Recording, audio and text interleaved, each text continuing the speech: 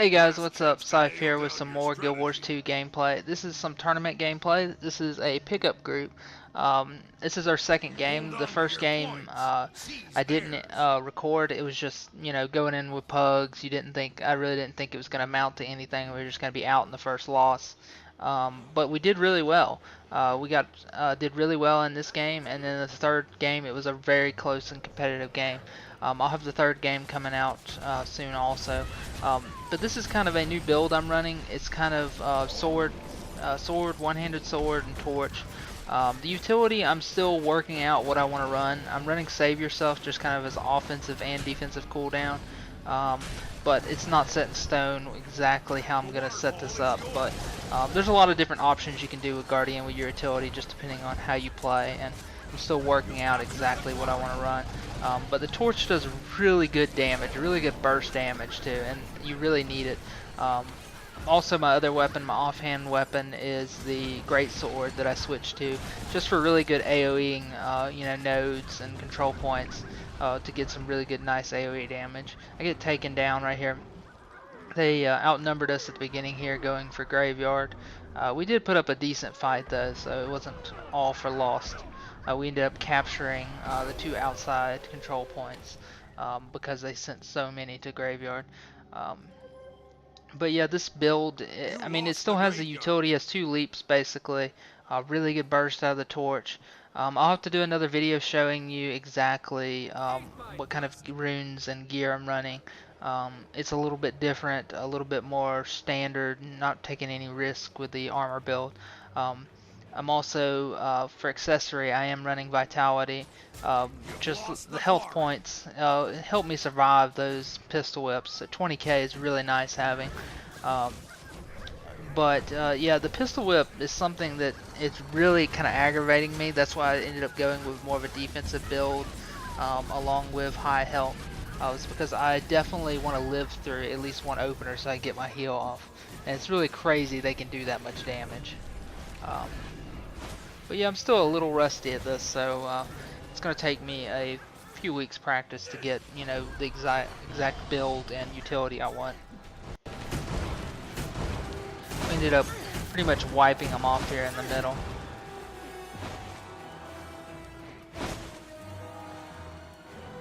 A lot of times I get stuck guarding, which sucks. Just Guardian has so much survivability, everybody else is eager, especially in a pug. Everybody kind of knows their roles and, kind of just goes in zergs. So I get stuck here guarding the graveyard a little bit. But especially this build, I like it even better just because of one-on-one survivability. It's definitely neat. Some nice burst damage out of that flame. The hammer stun is just incredible too. It just does so much damage. I'm not totally against a full spirit weapon build, but this is just kind of a new thing I'm trying out with this build, more defensive. And they started flanking us here again, just completely destroying us in middle. 3 people just slammed into the middle. That's another thing. Okay, the two things that I hate right now about tournament play are Pistol Whip 1, which needs to be nerfed, and that stupid bird that I believe the I think it's is it the Mesmers? I think it is the Mesmer, does. But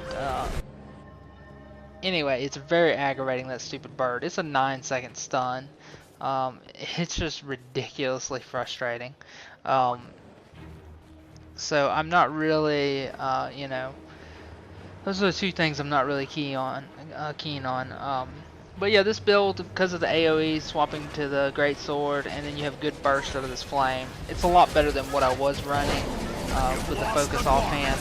I'm just not a completely defensive player. I like to have good defensive, but I like to have good burst damage too. I like to be in a good middle ground. So most of the builds I've been trying are all defense or all offense. So this is the first time I've really experimented with runes and stuff that really, kind of plays into my own playstyle.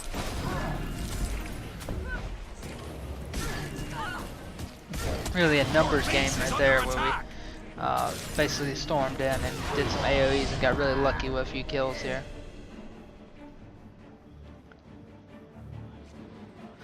We have a really nice lead at this point in the match. I started, feeling like, anything of 100, 200 point lead, it starts, you start getting, I guess, the feel for the game and how the other team is going to play. And you have that lead, you have that kind of cushion, you know what's coming, you know they're zerging, and you can pretty much, adjust your play style at this point. Because with this kind of lead, I mean, if you go take another node or sacrifice yourself trying to, stop a node cap, it's not going to be the end of the game. But if the game was a little bit closer there and I saw 3 or 4 people zerging that point, I may have gone off to another base. Just because, I mean, you slow them down a little bit, but with a pistol whip, you could go in a stun, bam, dead. You're out for 14 seconds, and your teammates need you elsewhere to, take on a, one-on-one situation to help out.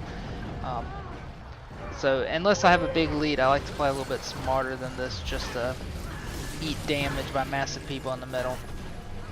We have all 3 nodes right here too, is why there's so many people here, with just 2 of us basically trying to hold off 3 people.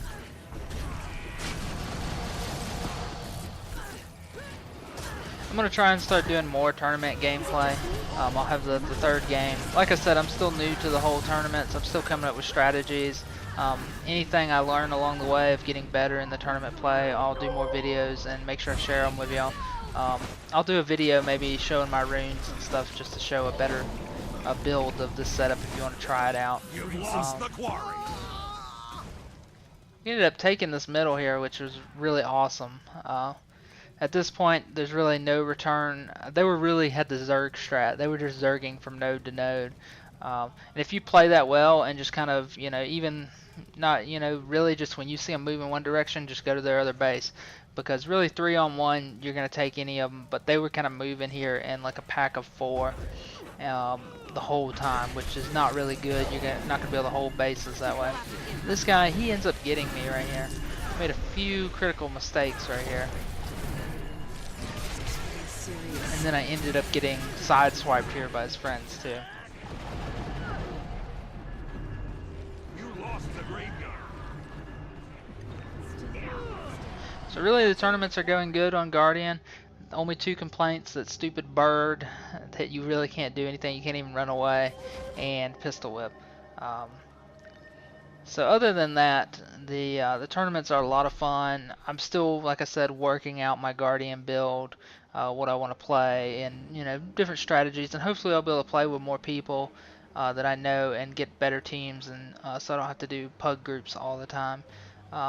But I'm really glad I found out that you could queue solo for the tournament feature. I thought you couldn't do that at all. I thought you just had to go in those random games, but it's awesome that you're able to do this. It's a little bit more serious, a little bit people not just trying to try out abilities, they're actually, trying to get something done. You've lost the quarry. You've taken the graveyard. And there we go, blue team wins. Didn't have amazing points. I got stuck in the middle a lot fighting the Zerg. But the other guys on the team did a great job holding the outside points. Basically stopping that Zerg that kept Zerging middle. Really awesome pug group to work with. They don't all work out like this, but these couple of matches were really good. And I will try and have that other video out soon of the 3rd game, and I will talk to you guys later. Hey guys, Scythe here with another Guild Wars 2 video, and today I'm going to be talking about farming gold, gear, and particularly a lot of people have different videos out, explaining the different events to farm at level 8.